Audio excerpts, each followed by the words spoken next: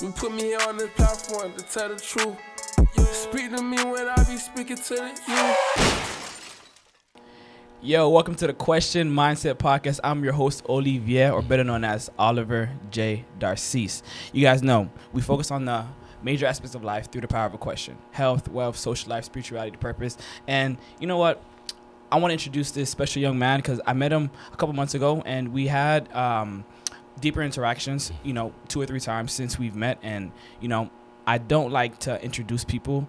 I want them to introduce themselves. Yeah. But I don't want to start off with that basic shtick, tell me who you are and what you do, stuff like that. But just give yourself just a brief introduction so people can understand who you are. Smooth icebreaker, yeah. So, what's up, guys? I'm Clifford Taylor IV, former athlete at the University of Florida and current content creator, based out in Orlando, Florida, from Charlotte, North Carolina. But I got family in Guyana, too, so I got to represent. But, yeah, I've been doing content for about 4 years now. And so, crazy day today because 100,000 subs on YouTube today. Man, so it's been a surreal moment. So yeah, just out here on vacation with my best friends for a little bit, and yeah, happy to be here. I definitely appreciate that. Now, I want to ask you just this personal question, and just I want to see kind of where your mindset is because I want people to understand the context of who you are as a person. So, did you ever think you'd be blessed to have this ability to impact people the way you can because of your following?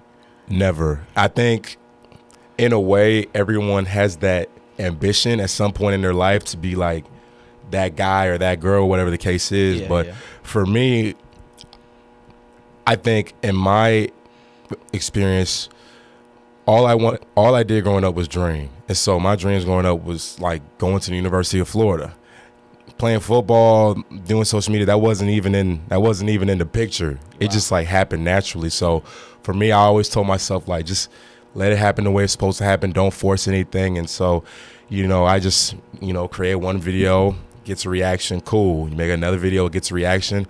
But when I really knew that I had an impact was when people started reaching out to me in public, like on campus, off campus, and saying like, yo, like your videos have helped me, as far as like trying to walk onto my school for football or for basketball, whatever the case is. So once I knew I had that sort of influence and impact, that's when I was like, okay, like I need to take advantage of this blessing before it just slips away. So when I started just making videos and I signed with an agency, from that point on, I was like, okay, it's a whole new ball game. Even when I was working in, sports, years prior, I was like, okay, I want to make sure I still have this platform and I'm doing it the right way. So I would say 4 years in the game now, I think it's safe to say that I've done it the right way, and I'm really appreciative for it. Got you. So you first started off making content, curated towards athletes walking on to their local universities, or like walk us through the beginning stages of your content creation to where it is now. Yeah. So my content creation journey is an accident. So, one day, because my buddies in the locker room, they told me about this little app called TikTok, and I was at first I wasn't. Started with TikTok. Yeah, started on TikTok. Oh, so wow. I didn't even like it at first because I thought it was just a Vine ripoff, and I was like, listen, man, we already have Vine. You Gen Zers, this ain't gonna be the next big thing. Boy, was I wrong. But yeah, man. So one night I got bored. I was just like, I'll make a little TikTok, for laughs and giggles, whatever the case is, and so I made a video, and it was basically about my walk-on experience. So I was playing scout team, DN, tight end, center. I was even scout team punter at one point, long snapper, whatever. Yeah, played it all. Wow. Played it all. So I did a video, just like a little joking video talking about it, and then like my phone the next day, man. I mean, it felt like it came out like the oven. Like my phone was like blazing hot, so I thought my phone got hacked. So for like I think 5 minutes, I was just scrolling on my phone, TikTok notifications. That's when I had them on, just scrolling for like 5 minutes. So I thought my phone got hacked. So damn. I open up TikTok and I'm just like, oh, 500,000 views. Is that good? Is that good? So, and I knew it was crazy because when I got to the locker room the next day, everybody was like, yo, you're viral, you're so and so, blah blah blah. And I was like, okay, yeah, I guess that was like my one, viral moment. So I let that one just sit. I let it sit because. So you didn't just jump in and make other videos? Yeah, I let it sit because, like I said, I just made it for fun. Like it was just like a little joke, and so because in high school, I mean, I'm sure you've heard it. Like they always say, like no social media, blah blah blah blah blah. So at that point, I didn't really want to. Like that. I didn't really want to like abuse the power of social media because like at that time it was still relatively new for like athletes at that point in time as far as being an athlete creator. So I just let it sit. And then I would say about a week or so later, then I did a little vlog about the Orange Bowl, the experience of D1 players, you know, at home for bowl week. Because when it's bowl week or when you're bowl practicing for the bowl game, everyone else is home. So it's just us. So I made a video about that. Next thing I know, it's on Overtime, House of Highlights, and I was like, "Oh wow. snap!" Like this so is. It even went up. Yeah. Up a level. So it was at that moment where I was like, I don't want to say we have something here, but we have something here. So yeah, that happened, and then I made another video. I think after the Orange Bowl. And I actually got noticed for the first time in Miami at the Orange Bowl because these Gator kids were like, I follow you on TikTok. So I was like, wow, that's sick. And so for me at that point, I was like, okay, I know I can talk about the stereotypes of being a D1 player. I want to implement, you know, my journey into it, being a walk-on, because like it was still relatively new. Like AJ Green and myself, we were brand spanking new at this point. And so he's taken off to another dimension, and no one else deserves it more than him. But yeah, I just remember started talking about my experiences, how I got there, because my journey is bizarre. Like it's very bizarre. Like I didn't play football growing up. I was a basketball player growing up. Wow. Got in UF for school. Like football, I said football wasn't even in the picture. So what was your main dream as like a child? Did you want to go to Just to NBA get- because you was playing basketball or NBA and just getting to UF. And fortunately, I was a nerd, so I got in. I was good. I was chilling. But so did your dream stop from there? Because usually most people, when they achieve part of their dream, they kind of just get complacent. Like, how was that for you? How did that step up a level? Well, I think once I got there, it was just being able to expand my horizons, you know, make a new batch of friends, because, you know, in high school, they say they last forever.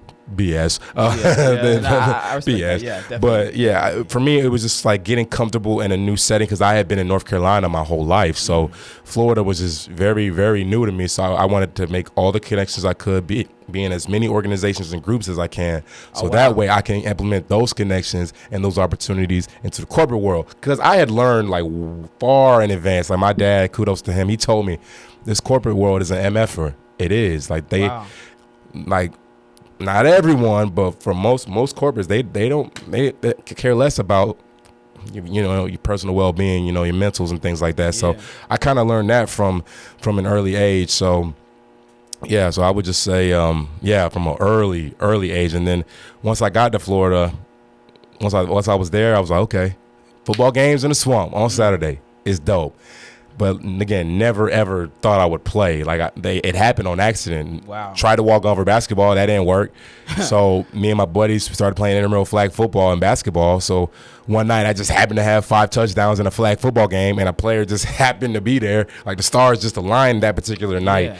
And everything just happened. Everything just happened so fast, and you could tell because he had like all the gear and stuff. So he asked me after the game, he's like, "You ever thought about playing?" And I told him straight up, like, "No, like I'm just doing this for fun and like a little cardio." And he pretty much gave me the spill. He was a walk-on too. His name was Robert Clay at DB, and he pretty much gave me the spill. And that week led up to us playing LSU, and that was the year before they won the Natty. So that was when Joe Burrow first got there. Wow. So we beat them. And I just kind of did like a glance around the stadium, and I was like, you know what? You only live college one time. I'm going to give it a shot.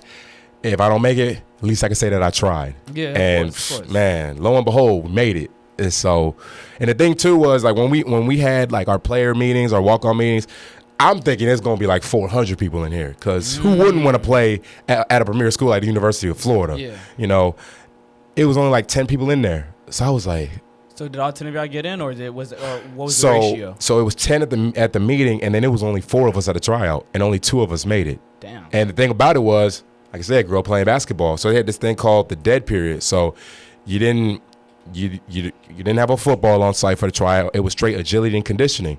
That's all you do in basketball. So I was like, oh, this is gonna be a breeze. Okay, This is gonna be a breeze. So lo and behold, tried out, and boom, months later, I'm on the squad. That's crazy. Yeah. That's crazy. So you're on the team now, and you pretty much told us briefly that, you know, you transition out of it. You're content creating now. So what is your dreams now? I would say, now that I have pretty much the sports world I don't want to say in a chokehold, you know, knock on wood. I don't want to jinx anything, but I think now that I have the sports world in a little bit of a grasp, I want to expand my horizons a little bit, because one thing I've never been shy to do is be vulnerable. And for me, like I'm definitely an old soul, like beyond sports. Like I love music. Like Earth, Wind & Fire is my all-time favorite band and things like that. And I just like being outside in nature, sightseeing and doing things like that. So I just been trying to grow my horizons, because originally I would say for the first 2 years, straight football. It was straight football. Yeah. And then when I went to work at the NBA for a little bit, I started shifting to basketball a little bit, which I always wanted to do at some point. I just didn't know how it was going to happen. It just pretty much happened naturally. Yeah. And then I started making basketball videos, and then they always say on TikTok, all it takes is 1 or 2 viral videos for you to just take off. For me, that was you know, the famous saying. I wasn't the first guy to ever say it, but the first guy, I guess, to say it on TikTok: a win is a win. And that thing was like everywhere. Everybody was saying it. And, you know, I wasn't gunning for that when I said it. I think when I said it, I think Florida had like beaten USF by like 3 points. They should have beaten them by 43 points, but it was only 3. So I was like, a win is a win. A win is a win. It just happened like that naturally. And everybody just with it. Everybody just started saying it. And I was like, wow. And then the whole thing about, first of all, shout out my guy, Bravo Hunnis. He has a song called Trend. So it was playing one night, and the Lakers, this is when Darvin Ham first got there, so they were like 0-12. So I was with my buddies. We were just joking around, and then I just like spewed out, man, forget all this. The Lakers need a center, because the way the song goes is like trying to set a trend. He's a pretender. I'm out here scoring. Where's the defender? And I said, forget the defender. The Lakers need a center. And so my boys, they were just like cracking up. And so I didn't think it was that funny. I was just like, oh, y'all rock with that for real? They're like, yo, you got to make a video about that. So I actually saw that someone was actually on the same wave as I was, because he was making rhymes with it as well. So I hit him up, and I was like, we got to start doing these together. Like, we got to start doing them together. And he just stopped doing them. Oh. He just stopped doing them. And I was like, I don't want to say I'm about to take off with this, but I'm about to take off with this. And so I would say, man, from January to about March of last year, man, I had that algorithm in a chokehold. And it was like everywhere I went in public, little kids would be like, hey, you know the Lakers need a center, right? And I was just like, it was like everywhere you go. And it's funny because, like, heck, a year today, March 16th, last year, that was when we hit 1 million. And my guys, they were right there behind me. They were right behind me yesterday when I hit 100K on YouTube. And that was just such a surreal moment, because so much in between that time, working in sports, doing my own thing, so much happened in between that time. So for that moment to happen, because I really didn't think it was ever going to happen. So when it happened, it was just sort of like a huge sigh of relief, like, thank you. And so now I can show my vulnerable side, show my old soul side, because like I said, I love music. Play the piano, drums, whatever the case is. Yeah, I saw that. When I saw the clip, I'm like, oh, you play the instruments? Yeah. Like love the piano. My guy J-Bo, killer on the drums. Yeah. My boy Khalil, killer on the microphone. Same with my guy Tracy. He's a lyricist genius, lyrical genius. And but yeah, no, just being able to do different things. Like, I actually have a game plan this summer with a series called Cliff Tries. Really? So I'm going to be trying different sports, different things. Like, I got not really looking forward to this one because I heard it's a hassle, but Zumba. I'm gonna be doing Zumba. Oh, so I'm gonna have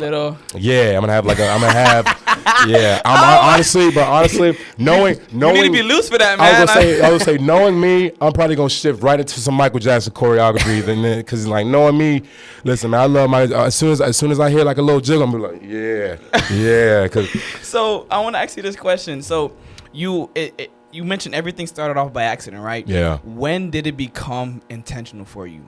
Where you're like, you know what? Let me make a video about this. Let me jump into this. Let me do Cliff Tries and let's target this, and that. How did you develop that sort of intention when it comes to content creation so you can make something out of it so it doesn't just happen and it goes away on its own? There were 2 times when that happened. The first one was back in April of 2021 when I signed with Michael Raymond, my agent of Raymond Representation, because that gave me the confidence of like, okay, an agency believes in my content and believes that I can continue to grow with my content. Because for me, in all honesty, like after my college career was over, I was kind of stuck. I was like, look, okay, I'm a graphic design major. I'll work at a firm. Cool. But that plan wasn't really super set in stone. So I was like, okay, I'm kind of lost here. But this is why I tell athletes now, like athletes, like use your resources, man, because I'm saying one opportunity can lead to another, and can lead to another, and so forth and so on. Amen. Like I'm about to explain. So my advisors, they had a connection with Wilson, so they had this like 6-week program, like little internship. Applied for that, got it, 6 weeks, amazing experience. A few days later, my old boss, Jamie Hahn at the Rams, posted something about a social media role at the Rams. So I just tweeted the eye emoji. And Wilson came back and was like, yo, you want us to put in a good word for you? And I was like, absolutely. Let's do it. And then I never forget this. So my first interview with them, they said they narrowed the list down, I think, from like 400 to 14. So I skipped pretty much the entire process. And another thing too, before I even got the interview, I went straight to LinkedIn. I found like people that worked for the Rams, and I just started chopping it up with them. Whether it was a Zoom call. LinkedIn. I know a lot of people sleep on LinkedIn. Hey man, yeah, use it, man. Like y'all use it. Like I was hitting up people from the marketing, ticketing, player personnel, player development department. Had all kinds of Zoom calls and just like text messages, communications to kind of get my feet, I don't want to say fully pried open in the door, but like just get my feet wet a little bit. Yeah. So had a couple interviews with it. Actually didn't get the social coordinator role, but then they actually orchestrated a job called social media and design, which is like my two worlds in one, because social media was what I've been doing for a couple years and graphic design was my major. So it all worked out. So packed my stuff, went to LA, was there for a year. And of course the year I'm there, they won the damn Super Bowl, which is like unreal. So how was that experience for you? Like concentration wise, mentally, emotionally, because I know some people, once they experience all that glory or all that excitement, they kind of want to stay and just, soak in that and not make something for themselves. I will say, from a mental standpoint, 2021 was probably the roughest but most humbling year of my life, because 2021, because at that time, I had everything going for me. Football player for the Gators, had a girlfriend at the time, amazing. About to go to LA.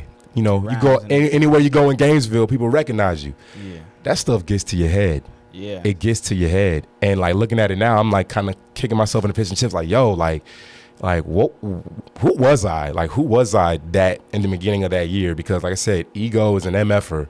So when you go out to these places, man, and you just like, abuse the power of it, it can come back to haunt you, whether it's losing friendships, relationships, in my case, losing a relationship, and then quite frankly, being alone in LA. Cause like I didn't really have friends up there. I was just pretty much going to work and then going home. That was pretty much it. So that was a rough year. And then some other stuff, like I was going through some, some personal demons and things like that, just being so far from home. Because like I said, that was the furthest I've ever been away from family. So I always had anxiety that, God forbid, something happens and I'm not there.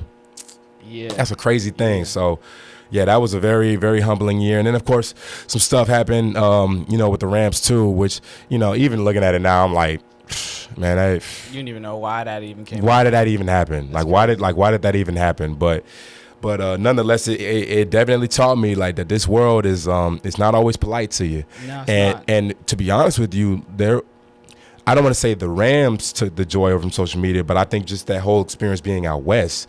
Because there was a time where I was like, yo, I don't even know if I want to do this anymore. Social media. Yeah. Because of that whole situation, or was it something else? Because of that whole situation. I was like, I don't even know if I want to do it anymore. I don't even know, like, is it worth, like, why am I here?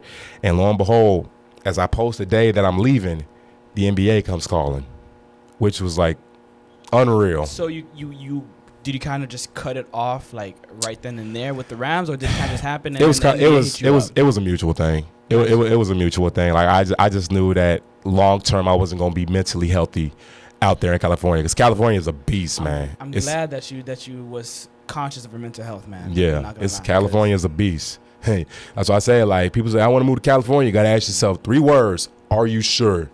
Are you sure? So was it just your experience with them, or what else can you tell people to get them some context as far as, making big decisions like that, what to look for? Yeah, I think you really got to do some soul searching too, especially for college athletes, because I think what happens is a lot of times they get so sucked in to the social media that they think that they can instantly turn it into a career. It doesn't always happen like that. That's why I always encourage athletes, yo, if you can, work in sports media, because you think you know everything about social media, but when you work in, even whether it's like sports or a marketing team, you garner a whole new respect and appreciation for it, whether through the highs and lows. Like I said, like when I was in LA, I thought I was done, but then when I went back to the East, when I was working for the NBA, like I've never really said this out loud, but like the NBA in a way saved my career. They saved my career because it made me realize, okay, not every experience is going to be the same. And everybody there, everybody from the leads of the media team, the marketing and ticketing, they were just incredible, amazing people. And it was one of those things where it made you want to go to the office. Like I wanted to be there. Wanted to be there. Like I loved going there. Loved it because I knew we was going to make the best content out there. We were going to crack jokes here and there and have fun doing our jobs, but also do it the right way. So what was it like being a content creator for the Heat? Did you have to post on your page for them? Did you just post on the Heat page? Like, how does that work really? So I was doing it for the whole league at large. Oh, yeah. Like what I was doing recently was just a partnership with the Heat. Wow. Yeah. Wow. So when we met, I was just doing an event with the Heat in Betway. Wow. But I was working for the league office in New Jersey. Wow. So the league at large. So yeah, so like that experience, like I said, that experience, like that's why it kills me when people say, like, some people out in the social media world say, like, is the NBA job worth it? I was like, absolutely, because the people there are phenomenal. They're amazing. Like I said, they make you like want to work. And for me, really, at that time, it didn't feel like work because I genuinely enjoyed doing it. And I think the most important thing was they allowed me to be myself away from work, because like I always had a good on and off switch. When I'm in the office, straight NBA, nonstop, straight NBA. But when I get home, they allowed me to be myself, continue to grow up on a personal level, and it just all worked out. Like these people took me to the finals. They didn't have to do that because I was only maybe 2-3 months in. Damn. So they didn't have to do that. But the fact that they did that for me, like, that's why I say, like, they will forever be in my good graces. Like, I appreciate them even today. Like, a lot of the stuff that I'm doing now is because of them. And when, like I said, it was just so refreshing to see all of them in Indianapolis and just seeing them, like, seeing them continue to grow and them seeing me now. And it was like, yo, like, and then we're still very close. So that was, the NBA.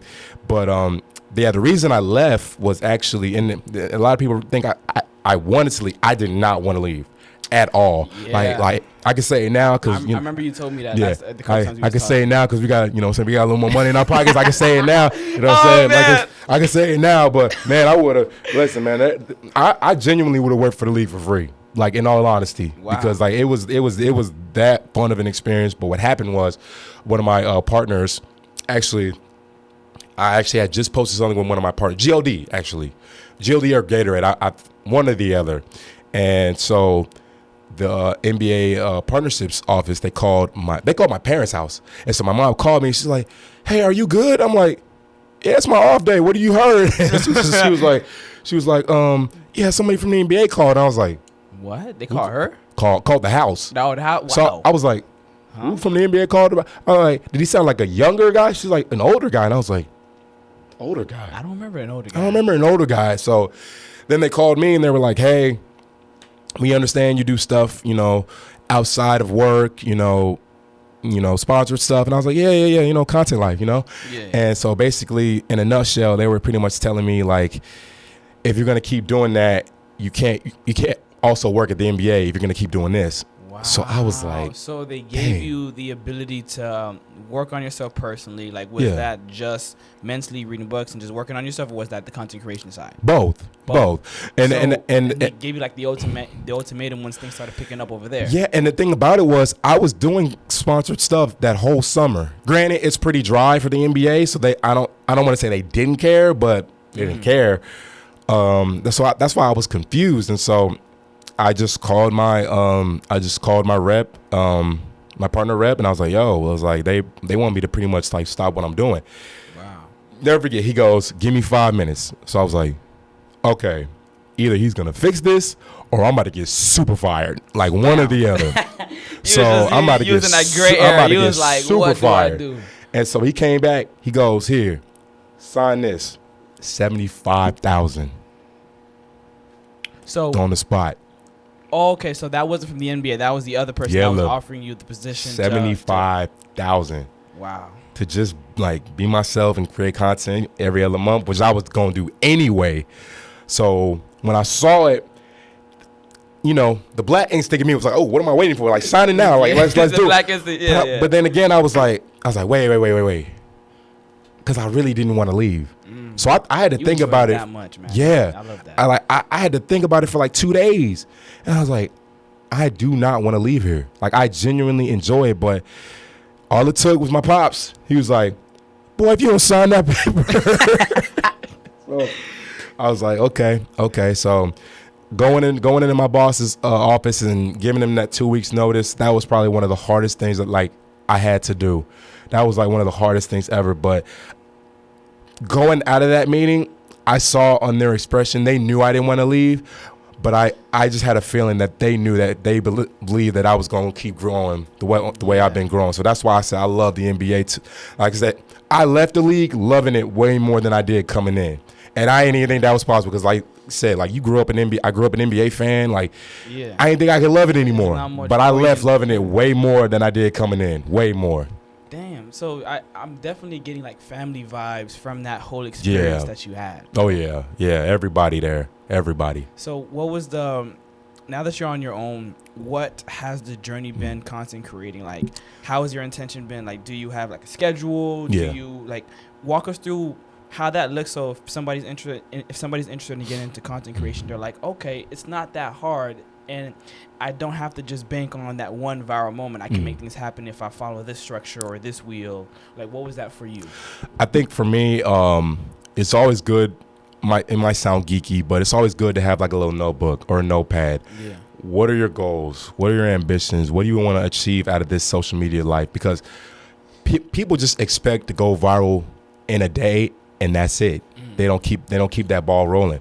For me, it took me like 4 years to really say, like, yo, this is what I want to do. And that was the second moment when I left the league, and I was like, okay, it's go hard or go home now. Like, I really got to put my foot forward and really start creating for the masses rather than just doing skits. Because like I said, I could do skits in my sleep. Heck, we did like what 3 skits yesterday. We did. You know, I said we did a skit at the Nike store. We did a skit and for me, really, it's all about just being organized and not putting all your bread in one basket. That's one thing I would say. Don't put all your bread in one basket. All your brand in one basket. Yeah, and what I mean by that is like don't put everything on TikTok. Expand to Instagram, expand to YouTube, Snapchat. So for me, like last year, like if they would have banned TikTok last year, I would have been toast. Because like that was all I had. And then I just started posting on Instagram. I started posting on Snapchat, even Twitter, YouTube. I started posting everywhere, and I just saw it just naturally grow, slowly but surely grow. So what's the difference in formatting on Instagram versus Snapchat versus YouTube? Because you just scaled your YouTube to 100K, and how long did that take you?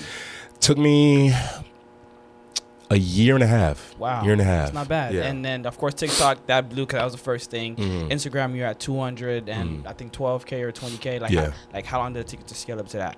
So, fortunately, when I started posting on Instagram, I had built some connects with Meta, or AKA like Instagram and Facebook. So they would pretty much give me the blueprint of how to grow and expand on Instagram. And that's another thing. Drop the blueprint. What's up? Get some game, man. Yeah, so that's another thing. Like when you work in sports, you get connections from all these platforms, and you keep those. Those are keepers for life. So they would tell me, like, man, if you can, I never forget. They said 3 words: post every day. That was back in 2022. So I was like, post every day. Yeah. So I kind of had to sit back and I'm like, do I want to do that every day? Like, I'm sure I'm going to lose some followers, but I'm like, you know what? At the end of the day, this is my life. This is my career. I want to grow and I want to do it the right way. And people will follow that journey, whether they want to or not. People will, ride with me. And so I was like, okay, let me start posting on Instagram. And honestly, once I got Instagram taken care of, I was like, okay, let me do Snapchat. So how did posting every day on Instagram look like? Did you use these softwares to, hashtag audit? Like, how intentional did you post on Instagram? Like, So I know you thought of the skits and did everything, but was that just it, or how deep did you go with that? So I kind of played chess with them a little bit. So what I would do is a lot of my old TikTok videos, I would introduce that to Instagram. So that would give me the bandwidth to create new videos. Yeah. So when the time comes, I could post those videos later on, so the Instagram audience can sort of follow the journey the same way that the TikTok journey, audience followed. Got you. So while I had like all this stuff scheduled and drafted up, that's a good thing about these platforms now. They give you the option to schedule these videos out. So scheduling still works? Because when I scheduled it for my real estate page, no audio came through. Oh man! So it was like, I guess, it was like a bug at that time. But so you said it was just scheduling. Yeah, I would schedule it out, and I would post a video Monday 5:30. I would always switch it up because I never wanted it to be the same, because then it would be predictable. Yeah. So I always was like switch it up for 6, 7, 8, 9, whatever the case is. And God forbid if breaking news happens, like let's say, joke around, LeBron goes to the Grizzlies.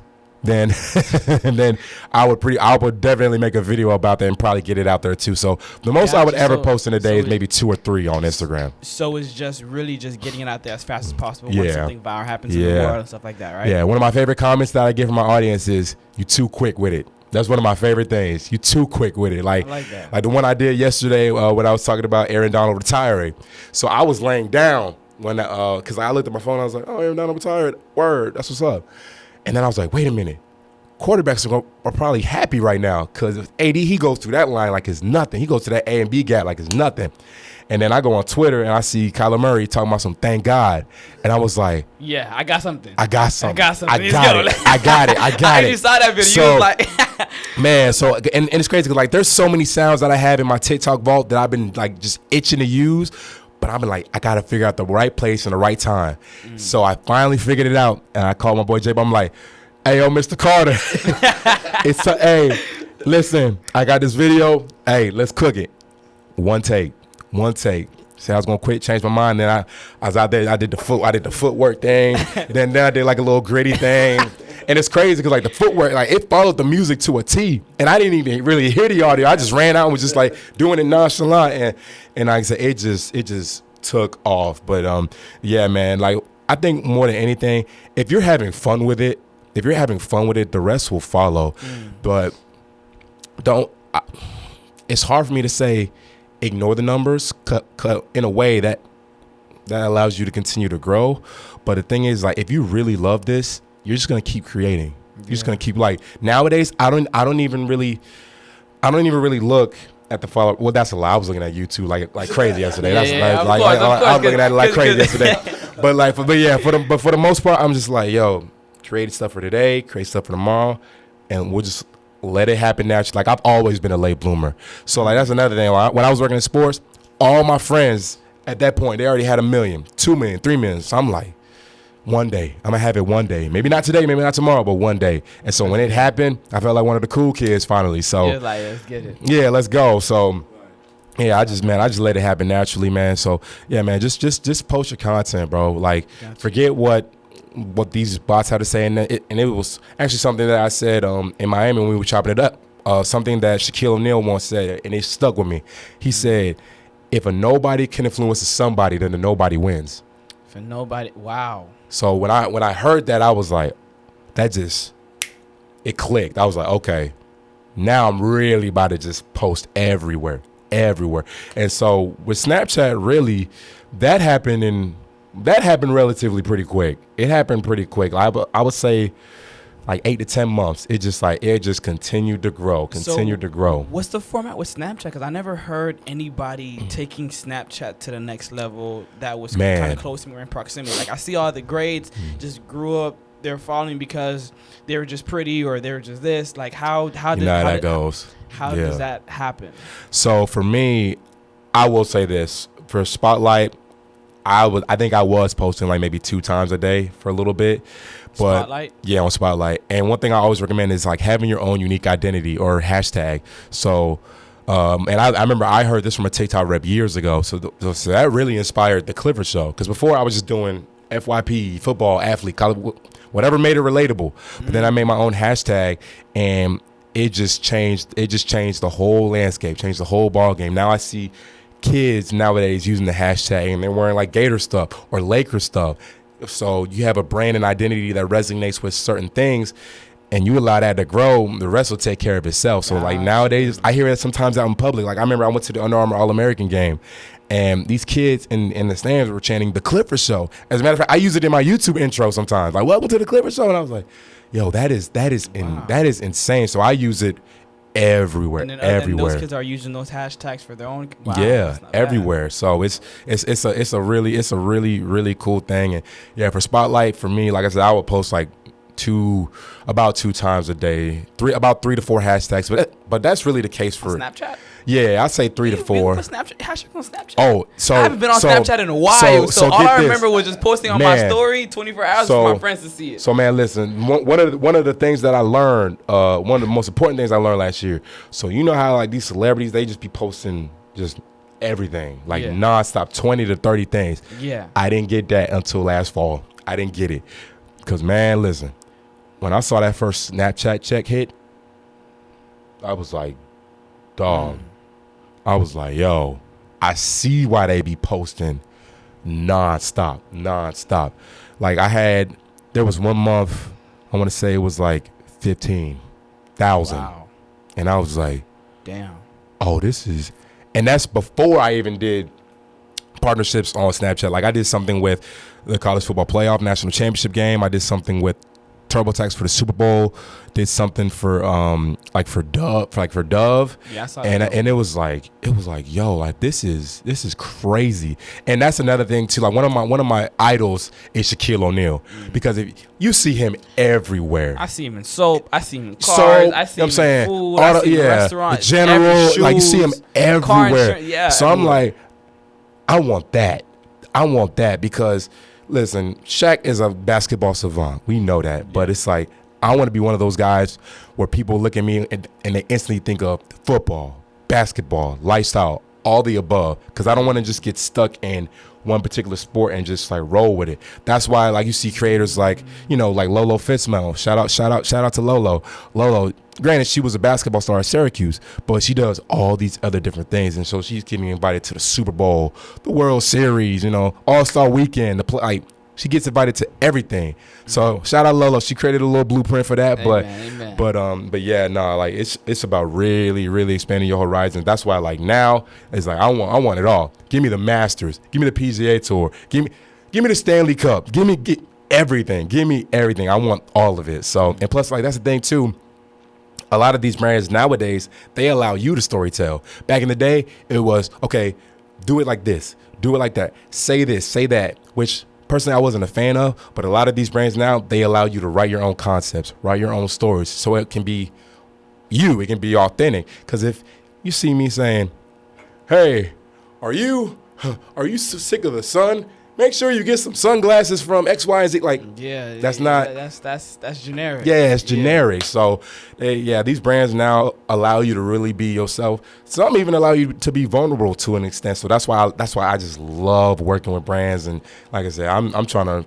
So how did you start to work with sponsorship? Because I know once you have an audience, they're gonna want to hit you up. But was there a time where you was reaching out to them? In the beginning, actually, no, I would say I really started reaching them when I got my blue check on Instagram. That was when I really did it. That was before you had to pay for it, or that was after? Oh, way before. Oh, no, I beat the allegations. I got it in 2022. I beat the allegations. I beat the allegations. That's when you know you in there, man.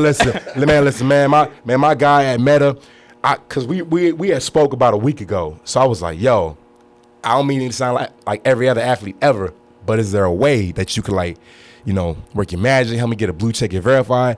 And so it was one of them things where how sometimes when you go to the bar, like, you got your ID? I sure do. So he asked me, like, do you have any articles? I was like, I sure do. So I sent him like 8 or 10 that was like on the internet. And so a couple days go by, and actually I was in the middle of editing a video, and I got a DM from him, and it says 3 words, Blue Check Squad. And I'm thinking like, Like, what's he talking? Oh, let's get it. IG Live. Yo. Hey, man, we verified in this bitch. Yo, Man, you listen. cracked me up, man. Listen, man. Listen. Listen. I got my blue check. Man, I was turning my head like, man, listen, man. Listen. You know how they get. My boy had the last skin. Yeah, man. Yeah, You know how they get when they get a new check. Listen, man, you gotta focus on you. If you don't listen, man, you gotta put you like, man. Look, man, but yeah, He said, that moment, I don't know how to act. man. That moment, man, Guess I I have was to go there. man, I was hitting up companies, I was hitting up models, I was hitting up singers. Yeah, man. Oh yeah. He said, Yeah, bro. Hey, I'm in that club now. Yeah, man. That was like the little that. Thanos joint when he got the last one. He said, Yeah, oh, yeah, we here now. Got that last Yeah. Yeah. So, no, I got it in 2022. So in the moment, it was dope. Nowadays, I'm kind of like, I'm used to it, but I ain't gonna lie. I'd be remiss if I ain't say I was laughing at a lot of people who bought it, because I was looking at it, I'm like, you bought it. You bought it. So since you had it back before you had to buy it, did they just let you have it forever, or did you have to pay for it? Like, no, they let see. They're not like Twitter. They're not like Twitter. Like they let us have it forever. They let us keep it forever. Wow. And so like now, and it's kind of dope because like when you click on my name now, and it says like info about my account, it says verify, and you'll see it'll say July 2022. So Amen. beat them allegations. Yeah. That's good. Yeah, not bad. I remember that day. I was like, man. That's good. So what can people expect from you now that you're you just broke the million, you just broke $100,000. I said $100,000, but amen if that comes in a month, man, you more. But one day, man, listen. but given that you just broke 100K, so what can people expect from you now that you're taking the Clifford Show to the next level and you have all these other things in the vault for them? I would say that exactly, just taking it to the next level, whether it's in my skits, the long form content that I'm beginning to do, because I got like 4 or 5 vlogs just chilling in the chamber right now because I'm waiting for the right time to put them out. Vlogs? Yeah, just like in the chamber, all edited, ready to go. Stuff from Miami, stuff from Texas, like just all over the place. New York, I got it like laid out, set in stone. Wow. So for Instagram, you post every day. Snapchat every day. TikTok, of course, every day. For YouTube, what's the sauce for that? So now they're really pushing YouTube Shorts, which is why posting on all these platforms has been a little easier because they all have the same size vertical content, 9x16. So it's just a matter of just posting it here, and here. Yeah. It's easy. So, but now that I have YouTube Shorts, I keep saying in the chokehold, but I don't want to jinx myself. But in the chokehold, now I really want to shift into long form. So like now that we reached this milestone, I wanted to really introduce myself to people to get to know me rather than just being the guy that should be on the Lakers. Because listen, all these kids think I'm 7'1". I hate to break it to y'all, bro. I mean, I'm 5'5". I hate feel like hate to break it to y'all, man. I'm 6'6". Like, Hey, I hate to break it to y'all. like Sorry, y'all. Sorry, y'all. Yeah, sorry, y'all. But yeah, I'm definitely gonna expand a little bit as far as like vlogs, lifestyle music. I'm definitely getting into more animation stuff. I actually bought a new iPad for Christmas. That was like my Christmas gift because I want to get into animating storytelling, because one of my favorite YouTubers ever is Swoozie, and he does. You know about Swoozie. A lot of people don't know about Swoozie. him, man. Like I mean, man, I've been watching him since like I was in 7th grade. Like a long time. And it's crazy, 'cause I just saw a video the other day where YouTube did like a feature on him where they gave him his flowers, and I was like, yo, I remember that video. I remember that. Like, yeah, Swoozie and Scooter Magruder are my top 2 all time. That will never change. But yeah, Swoozie is one of my all time favorites, and so the way he's able to storytell and animate through storytelling, I'm like, yo, I want to do something like that. Yeah. Not to that extent, because ain't nobody touching Swoozie. But I want, because like I said, I think I got enough. Die laughing like man, 3 a.m. in the morning. Oh my goodness. Bro. Oh my goodness. I'm here literally, man. Like you'll see one thing, because you know how he does an amazing impression of imitating a girl. He'd be like, stop talking to me, and I'd be like. Dog, like I would just be cackling, man. But yeah, Swoozie is one of my my all time favorite. Him and Scooter Magruder. But yeah, definitely more storytelling.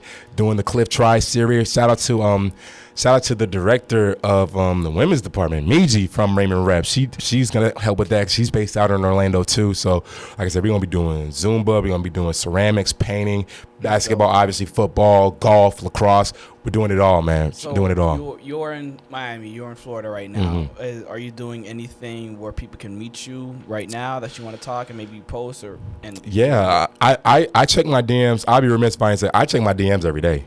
I check my DMs every day, whether it's people asking, why I'm not on the Lakers, or whether it's people asking, for advice about, being about being a walk-on. Like, that's one of the biggest blessings I feel like, and I never ever want to take advantage of that. When people reach out to you, that's an amazing thing.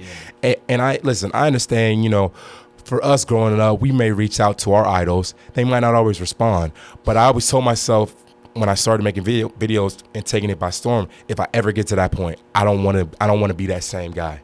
I want to be someone that people can reach out to that say like, yo, like I made the team. Yeah, I've had a few people from Florida say like, yo, I made the squad. And I was like, I see that humbleness in you, if I'm being honest with you, bro. Yeah. I see that humbleness with you. I feel that you even mentioned it where you let your ego get to you and all that type of stuff. But I feel that you're at a place now where, you've been through that. I understand that. Let me just be me. Let me just be humble. Like I see you carrying yourself like that, no matter where you go. Because my thing is like, even like in football, everybody has like, they say like my rookie or whatever.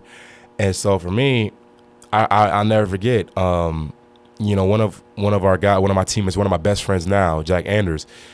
He was a quarterback from Maryland.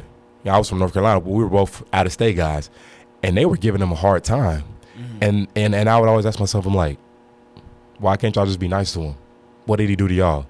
Other than being out of state and being from a good family, what did he do that bothers y'all? So I always told myself, because I was a walk-on too. It's like any newcomer that comes in here, I'm gonna treat them like they're my brother, because that's what you're supposed to do. Yeah.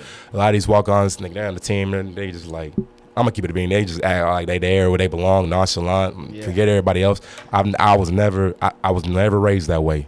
Cause my mom would kill me if she saw me going around, bullying the new guys. I'm like, yo, that's never been my thing. That's never been my thing. So that's respect. So people can expect all these different things from you. You dropped dope gems. I'm not gonna lie. Man, gems that even taught me.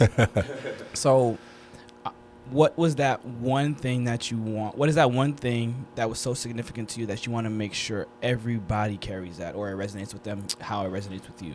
I would say in this era, it's not a crime. It's not a crime to be vulnerable. It's not a crime to be yourself. Granted, you can have idols, inspos. That's totally fine. I got inspos. We're just talking about Scooter, Swoozy, Shaq. But run your race. Because no one can run your race other than you. So run your race and do it the right way. And I would say this, especially to athletes, don't let this social media stuff fool you. Don't let it lose yourself. Don't let it force you to lose those close relationships. Because I'm going to keep it a bean. Had my ego had not been so out of control during that time, like in senior year, this would probably be on this finger right now. In all honesty, like to this day, to this day, I'm not gonna say every day. I ain't gonna give it that hype, but I'm gonna say like every other day, I'm like, damn. That can be really humbling. Yeah. So yeah, don't let this social media stuff fool you. It's okay to be vulnerable and say run your race, share your story, because you never know who you can influence. And that's the thing too, is like whether you have 10,000, 50,000, 60,000, a million, whatever the case is, don't ever let the numbers get to you.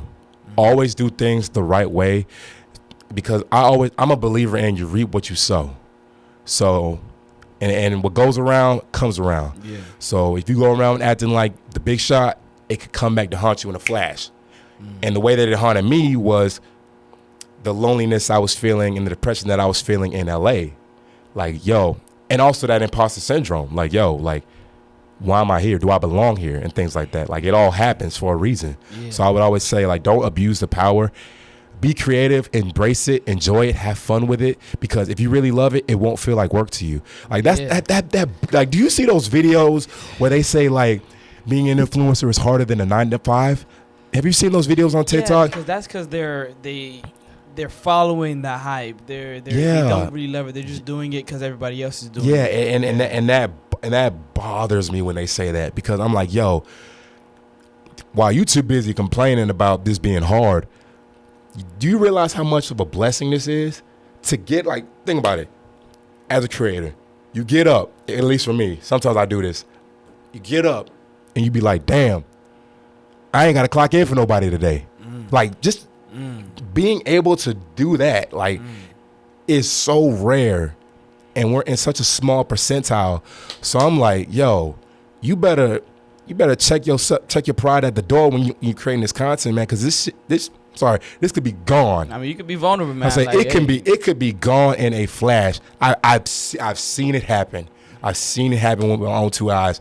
People abuse the power of it, and they either fall off or they're just nowhere to be found. Nowhere to be found. So embrace it, cherish it, keep those that are important to you close, and especially those that support you. No matter how high you get, no matter how many connections you have, don't forget the people that were there when you were here. Yeah. That's why I can count with my fingers how many creator friends I have. I can count probably on, I'll do two hands. On two hands, how many influencer friends I have. That's why, like, unless it's All-Star Weekend or something like that, you'll never see me go out with my influencer friends. I always go out with my guys, J-Bo, Tracy, Khalil, Jared, Justin, whatever the case is. You'll never see me go out with, yeah. I like that. That's dope, man. Well, bro, I'm glad you came by today. Man. I learned a lot about you. Appreciate it, man. Appreciate it. I hope we can continue, chopping it up whenever you're in town. Absolutely. Just keeping in touch, man. Smooth Bright Line down, man. That Bright Line is insane. Have you been on it? I haven't been on that, man. Being honest with you. It's fire, yo. It's fire. Wow. Yeah.